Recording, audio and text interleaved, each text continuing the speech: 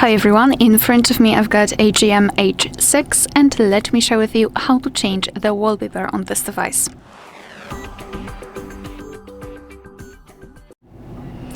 So let's begin with opening the settings, and here we have to scroll and find the option Wallpaper and Style. So here we've got the preview of the lock screen and the home screen. Let's tap on Change Wallpaper, and here we've got some albums from which we can choose the wallpaper from. As you can see, we've got only on-device wallpapers and My Photos. So obviously you can choose your own photo and set it as a wallpaper. I'll pick something from on-device wallpapers,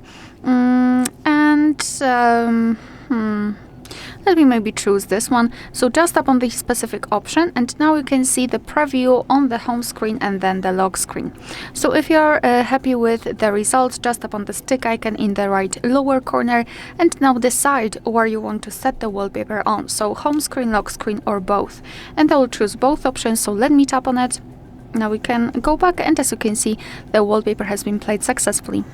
Alright, so that will be all. Thank you so much for watching. Please hit the subscribe button and leave the thumbs up.